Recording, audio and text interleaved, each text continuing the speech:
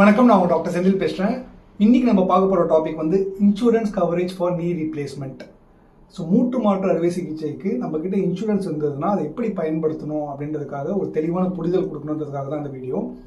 First, மூட்டு மாற்று அறுவை சிகிச்சை யாரெல்லாம் பண்ணுறாங்க இல்லை யாருக்கு வந்து இண்டிகேஷன்ஸாக இருக்குதுன்னு பார்த்தீங்கன்னா, ரொம்ப நாளாக வந்து இந்த கால் வலி இருக்குது, ஒரு 5-6 வருஷமாக கால் வலி இருக்குது, டாக்டர் போய் பார்க்குறீங்க, ஃபஸ்ட்டு மெடிசன்ஸ் கொடுப்பாங்க, எக்ஸ்ரே எடுத்து பார்ப்பாங்க, உங்களோட அந்த டை போனுக்கும் கீழே இருக்க லெக் போனுக்கும் ஸ்பேஸ் கம்மியாக இருக்கா, அதில் உராய்வுத்தன்மை ஏதாவது இருக்குதான்றதை செக் பண்ணுவாங்க. அதை பார்த்துட்டு இன்ஜெக்ஷன்ஸோ இல்லை மெடிசன்ஸ் கொடுத்து அது வந்து வேலை செய்யலைன்னும் போது கடைசியாக இண்டிகேட் பண்ணது தான் ரீப்ளேஸ்மெண்ட் சர்ஜரின்றது. இது நம்மளோட நீதி இப்படி தான் இருக்கும். ஆக்சுவலாக பார்த்தீங்கன்னா இது வந்து நம்ம மேலே இருக்க பட்டேலா போன் அப்படின்றது. ஸோ இது உள்ளே இருக்கிறது பார்த்தீங்கன்னா இதுதான் தொடை எலும்பு, இதுதான் கால் எலும்பு. ஆக்சுவலாக இந்த தொடை எலும்பில் வந்து பார்த்தீங்கன்னா இங்கே ஆர்டிகுலர் கார்டிலேஜ் அப்படின்ட்டு இருக்கும். ஸோ இது வந்து ஃப்ரீ நர்வ் எண்டிங்ஸ் இங்கே கிடையாது. ஸோ அதனால் இங்கே வந்து நம்மளுக்கு பெயின் சென்சிட்டிவ் கிடையாது. எப்போ இது வந்து கொஞ்சம் கொஞ்சமாக தேஞ்சோ இல்லை கொஞ்சம் கொஞ்சமாக கிராக் வந்தோ இந்த கார்டிலேஜ் வந்து போயிட்டு இந்த உள்ளே இருக்க எலும்பும் இங்கே கீழே இருக்க கால் எலும்பும் தேயும் போது, இந்த நடுவில் இருக்க ஸ்பேஸ் கம்மியாகிட்டு தேயும் போது தான் நம்மளுக்கு வந்து இந்த பெயின் சென்சேஷன் வருது ஆக்சுவலாக. ஸோ டெக்னிக்கலாக இப்போ நீ ரீப்ளேஸ்மெண்ட்டை பற்றி நான் அதுவும் உங்ககிட்ட பேச போகிறது கிடையாது. இன்றைக்கி வந்து நம்ம மெயினாக பார்க்க போகிறது வந்து இந்த இன்சூரன்ஸில் வந்து எப்படி நீ ரீப்ளேஸ்மெண்ட் கவர் பண்ணலாம் அப்படின்றது தான். ஏன்னா நிறைய சீனியர் சிட்டிசன்ஸ் பார்த்தீங்கன்னா 10 lakhs 15 lakhs 20 lakhs இன்சூரன்ஸ் எடுத்து வச்சிருக்காங்க, நீ பெயினும் சஃபர் பண்ணிட்டு இருக்காங்க. அது மாதிரி நீங்கள் இருந்தீங்கன்னா டெஃபினட்டாக இந்த வீடியோ ஃபுல்லாக பாருங்கள், உங்களுக்கு ரொம்ப யூஸ்ஃபுல்லாக இருக்கும். ஸோ இந்த லாஸ்ட் 10 yearsல பார்த்தீங்கன்னா இந்த நீ ரீப்ளேஸ்மெண்ட் சர்ஜரி, இந்த மூட்டு மாற்று அறுவை சிகிச்சை அப்படின்றது ரொம்ப அட்வான்ஸ்ட் ஆயிடுச்சு ஆக்சுவலாக. ஃபார் எக்ஸாம்பிள் இன்னைக்கு சர்ஜரி பண்ணுறாங்க அப்படின்னா நெக்ஸ்ட் டேவே உங்களை நடக்க வச்சு அனுப்பிடுறாங்க. அதனால இப்போ ஆஃப் லேட்டாக பார்த்தீங்கன்னா ஒரு ட்ரெண்ட் என்னன்னா, ஒரு 55-60 வயசுக்கு மேலே இந்த நீ பெயின்ல இருந்து அவங்களுக்கு சர்ஜரி தான் அட்வைஸ் பண்ணியிருக்காங்க அவங்க ஆர்த்தோபெடிஷியன் அப்படின்னும் போது நிறைய பேர் வந்து இந்த நீ ரீப்ளேஸ்மெண்ட் சர்ஜரி இப்போ பண்ணிக்கிறாங்க. எதனால பண்ணிக்கிறாங்க அப்படின்னு பார்த்தீங்கன்னா, அவங்க 3 காரணத்துக்காக பண்ணிக்கிறாங்க. ஒன்று, பெயின் ஃப்ரீயாக இருக்கணும், இது மாதிரி ரெஸ்ட் ஆஃப் த லைஃப் வந்து பெயின் ஃப்ரீயாக இருக்கணும், அவங்களோட மூவ்மெண்ட்ஸ் வந்து ரெஸ்ட்ரிக்ட் பண்ணக்கூடாது. ஆக்சுவலாக நான் வந்து இண்டிபெண்டாக இருக்கணும், இன்னொருத்தர் டிபெண்ட் பண்ணி இருக்கக்கூடாதுன்ற காரணங்களுக்காக பண்ணிக்கிறாங்க. If you are a senior citizen and if you have a private insurance or state health insurance or central government வந்து நீங்கள் ரிட்டையர் இருக்கீங்க, சிஜிஹெச்எஸ் இன்சூரன்ஸ் வச்சிருக்கீங்க அப்படின்னா உங்களுக்கு நீ பெயினும் இருக்குதுன்ற பட்சத்தில் உங்களுக்கு உங்கள் ஆர்த்தோபெடிஷியன் வந்து நீ ரீப்ளேஸ்மெண்ட் சர்ஜரி அட்வைஸ் பண்ணியிருக்காரு அப்படின்னும் போது அது எப்படி அந்த இன்சூரன்ஸில் பண்ணிக்கலாம் அப்படின்றதுக்காக தான் அது தெளிவான வீடியோ. ஸோ இப்போ உங்களுக்கு கால் வலியும் இருக்குது, அந்த இன்சூரன்ஸும் வச்சிருக்கீங்க அப்படின்னும் போது நீங்கள் நீ ரீப்ளேஸ்மெண்ட் சர்ஜரி பண்ணாமல் இருக்கீங்கன்னா அது ஒரு பெரிய தப்பு. Because nowadays knee replacement surgery is the most commonly done surgery all over the world. So இப்போ இன்சூரன்ஸ் எடுத்துக்கிட்டிங்கன்னா 99% of the insurance mostly covers knee replacement surgery. For example நீங்கள் government state health insurance scheme இருக்கீங்க, இல்லை central government வந்து ரிட்டையர்டாக இருக்கீங்க, CGHS ஸ்கீமில் இருக்கீங்க, இல்லை தமிழ்நாடு கவர்மெண்ட் வந்து ரிட்டையர்ட் ஆகி பென்ஷனர்ஸாக இருக்கீங்க அப்படின்னும் போது இந்த எல்லா இன்சூரன்ஸும் 99% வந்து பார்த்தீங்கன்னா மோஸ்ட் ஆஃப் த இன்சூரன்ஸ் வந்து covers knee replacement surgery. But இந்த மாதிரி state health insurance central government health ஸ்கீம்ல இருந்து பண்றீங்க அப்படின்னா before proceeding for the surgery you need to ensure whether the insurance is empanelled in that hospital. ஏன்னா set of hospitals தான் empanel பண்ணியிருப்பாங்க. அந்த எம்பேனல்மெண்ட்ல அந்த நெட்வொர்க் ஆஃப் ஹாஸ்பிட்டல்ஸ்ல நீங்க போற ஹாஸ்பிட்டல் இருக்குதா அப்படின்னு செக் பண்ணிக்கணும். So most of the health insurance வந்து இதை கவர் பண்ணுது ஆக்சுவலா. ரெண்டாவது வந்து நீங்க பிரைவேட்டா ஒரு ஹெல்த் இன்சூரன்ஸ் எடுத்திருக்கீங்க அப்படின்னா கூட 90% கவர் பண்ணுது. But however there are few exceptions actually. For example, சில இன்சூரன்ஸ் கம்பெனிஸ்ல என்ன சொல்றாங்கன்னா, நீங்க இன்சூரன்ஸ் எடுத்து வெயிட்டிங் பீரியட் அப்படின்னு சொல்றாங்க, ஒரு 2 yearsக்கு இல்லை 3 yearsக்கு நீ ரீப்ளேஸ்மெண்ட் சர்ஜரி பண்ணக்கூடாதுன்றாங்க. அது ஏன் சொல்றாங்கன்னு பாத்தீங்கன்னா, ஃபார் எக்ஸாம்பிள் நீங்கள் 4-5 இயர்ஸாக நீ பெயின் இருக்குது, திடீர்னு நீங்கள் போய் ஒரு இன்சூரன்ஸ் எடுக்கிறீங்க, எடுத்து அடுத்த மாதமே நான் நீ ரீப்ளேஸ்மெண்ட் பண்ணிக்கலாமா டாக்டர் அப்படின்னா பண்ண முடியாது. ஏன்னா so you anticipated a problem and you want to do a knee surgery. அதுக்காக ஒரு இன்சூரன்ஸ் எடுத்துட்டு ஒரு 20,000 ப்ரீமியம் கட்டிட்டு 3 லட்ச ரூபாய்க்கு நம்ம சர்ஜரி இல்லை 2 லட்ச ரூபாய்க்கு நம்ம சர்ஜரி பண்ண முடியாதுன்றதை கண்ட்ரோல் பண்ணுறதுக்காக இன்சூரன்ஸில் வந்து வெயிட்டிங் டைம் வச்சிருக்காங்க. ஃபார் எக்ஸாம்பிள் நீங்கள் 20 வயசுலேயே எடுத்திருக்கீங்க இன்சூரன்ஸ் அப்படின்னா உங்களுக்கு அந்த வெயிட்டிங் பீரியட்லாம் முடிஞ்சிருக்கும். Suppose if you are above 55-60 அப்படின்னா அப்போ அந்த வெயிட்டிங் பீரியட் பிரச்சனை எதுவும் வரது கிடையாது. இது வந்து ரொம்ப லேட்டர் ஏஜஸ்ல எடுக்கிறாங்க இல்லைங்களா, 48-49 வயசுல எடுக்கிறாங்க. இதுன்ட்டு ஒரு 2 மாசத்துல வந்து நான் சர்ஜரி பண்ணணும்னு நினைக்கிறவங்களுக்கு வந்து டெஃபினட்டா வந்து இன்சூரன்ஸ் வந்து அலோவ் பண்றது கிடையாது. இது வந்து one of the exception. So இப்போ வந்து now you are eligible for the insurance தெரிஞ்சிச்சு. உங்களுக்கு மூட்டு வலி இருக்கு ரொம்ப வருஷமா, நீங்க நீ ரீப்ளேஸ்மெண்ட் சர்ஜரி பண்ணணும் அப்படின்றது முடிவு பண்ணதுக்கப்புறம் நீங்க யூஸ்வலாக டாக்டர் போய் பார்த்துருப்பீங்க. டாக்டர் பார்த்து இன்வெஸ்டிகேஷன்ஸ்லாம் சொல்லியிருப்பாரு, மெடிசன்ஸ் ட்ரை பண்ணி பார்த்துருப்பாரு. அது முடியலன்ற பட்சத்தில் தான் உங்களுக்கு வந்து இந்த நீ ரீப்ளேஸ்மெண்ட் சர்ஜரி உங்களுக்கு அட்வைஸ் பண்ணியிருப்பாங்க. ஸோ யூஸ்வலாக நீங்கள் உங்கள் டாக்டர் கிட்ட போயிட்டு, டாக்டர் இது மாதிரி நான் வந்து நீ ரீப்ளேஸ்மெண்ட் சர்ஜரி பண்ணிக்கலான் இருக்கேன், எங்கிட்ட இன்சூரன்ஸ் மூலியமாக நான் பண்ணிக்கலான் இருக்கேன் அப்படின்னும் போது 2 விதமாக பிரிக்கிறாங்க. ஒன்று கேஷ்லெஸ், ஒன்று ரீஎம்பர்ஸ்மெண்ட். ஆக்சுவலாக ஃபர்ஸ்ட் வந்து நம்ம கேஷ்லெஸை பற்றி பேசலாம். 90% வந்து பார்த்தீங்கன்னா கேஷ்லெஸ்ஸாக தான் பண்ணுறாங்க. பட் அப்ரூவல் ஃபார் கேஷ்லெஸ், இந்த கேஷ்லெஸ்க்கு வந்து அப்ரூவல் வேணும் அப்படின்னு பார்த்தீங்கன்னா ப்ரீ ஆத்தரைசேஷன் லெட்டர் அப்படின்றது ஒன்று தேவைப்படுது. ஆக்சுவலாக what is pre authorisation letter அப்படின்னு பார்த்தீங்கன்னா, யூஸ்வலாக நீங்கள் எம்பேனல் பண்ணியிருக்க இன்சூரன்ஸ் கம்பெனி, ஃபார் எக்ஸாம்பிள் நீங்கள் ஸ்டார் ஹெல்த் இன்சூரன்ஸில் எடுத்திருக்கீங்க அப்படின்னீங்கன்னா அதுக்குன்னு ஒரு ப்ரீ ஆத்தரைசேஷன் ஃபார்ம் இருப்பாங்க. அந்த ஸ்பெசிஃபிக் ஹெல்த் இன்சூரன்ஸ் கம்பெனிக்கு ஒரு ப்ரீ ஆத்தரைசேஷன் ஃபார்ம் இருக்குது. அந்த ப்ரீ ஆத்தரைசேஷன் ஃபார்மை நீங்கள் ஹாஸ்பிட்டலில் கேட்டிங்கன்னா அந்த இன்சூரன்ஸ் டெஸ்கில் இருக்கவங்க உங்களுக்கு கொடுப்பாங்க. அவங்க வந்து சில டீடைல்ஸ் ஃபில் பண்ணுவாங்க. இது வந்து the details should be filled by 2 people. One by your treating doctor or operating doctor.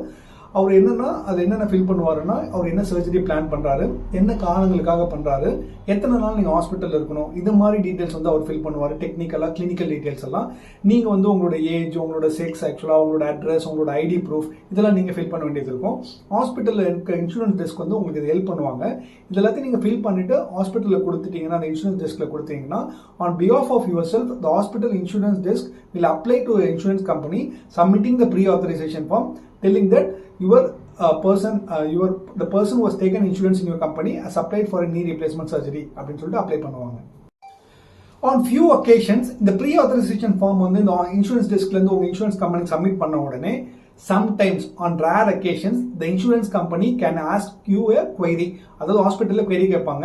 அது வந்து எனக்கு கொஞ்சம் கிளாரிஃபிகேஷன் கொடுங்க, எதுக்கு இந்த சர்ஜரி பண்ணுறீங்க, or else we need more details அப்படின்னு கேட்பாங்க. அப்போது அந்த ஹாஸ்பிட்டலுக்கு அந்த query வரும். ஹாஸ்பிட்டல் வந்து they will take the query back to the doctor and they will get the necessary details. For example, இந்த கண்டிஷன் எவ்வளோ நாளாக இருக்குது, இது என்னென்னலாம் ட்ரை பண்ணியிருக்காங்க, அவங்களோட எக்ஸ்ரே ரிப்போர்ட் வேணும், அவங்களோட எம்ஆர்ஐ ரிப்போர்ட் வேணும், என்ன காரணங்களால் இந்த பிரச்சனை அவங்களுக்கு வந்தது அப்படின்ற மாதிரி நிறைய கேட்பாங்க.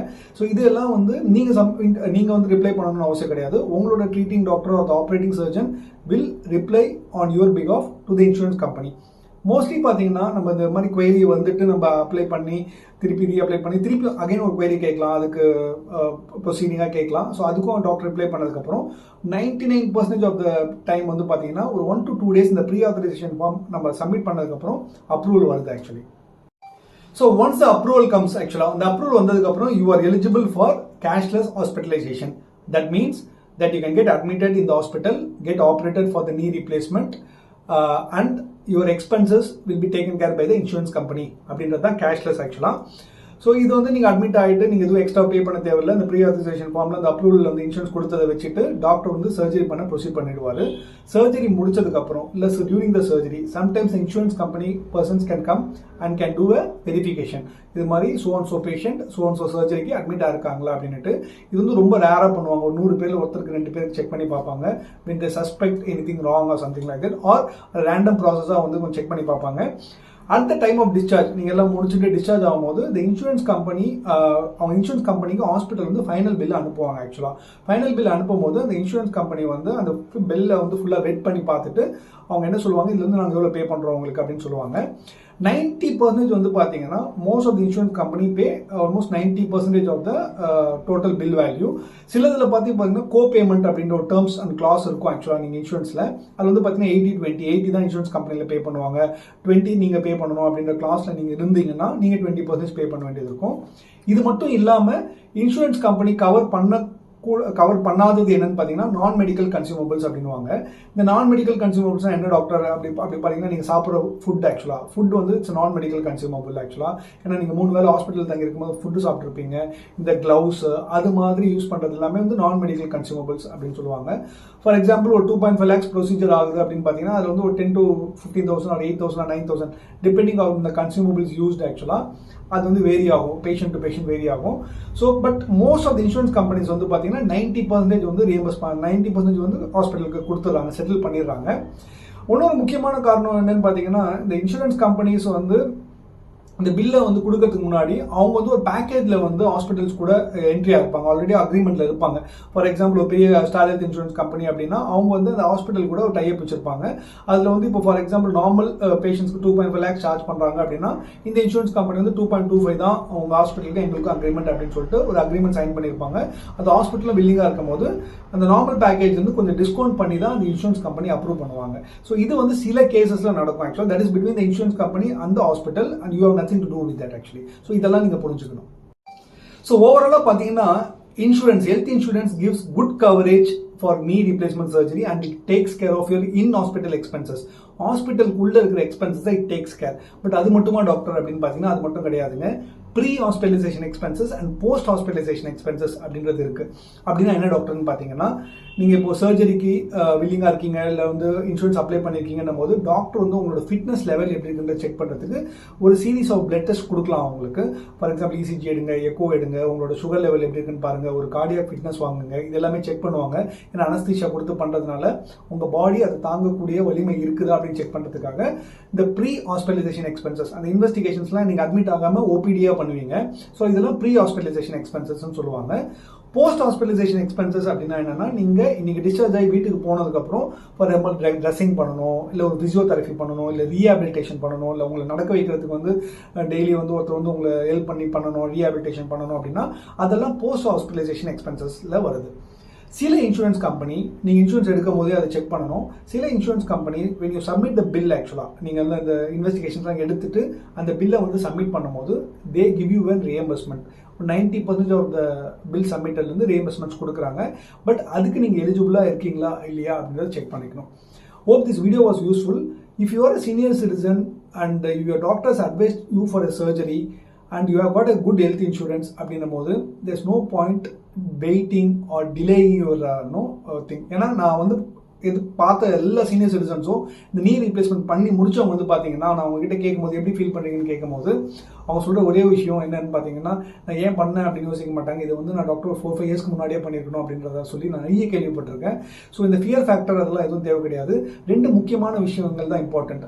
Right doctor, right hospital. So அது ரெண்டும் ரொம்ப இம்பார்ட்டன்ட் ஆக்சுவலாக. இது 2 உங்களுக்கு தெரியல அப்படின்னும் போது you can call me any time and I'm there to guide you properly to the right consultant and everything can be covered under your insurance. So I'll just post my number. So நீங்கள் நம்பருக்கு கால் பண்ணீங்கன்னா 24/7 I am reachable and you can call me for anything related to Dr. Senthil.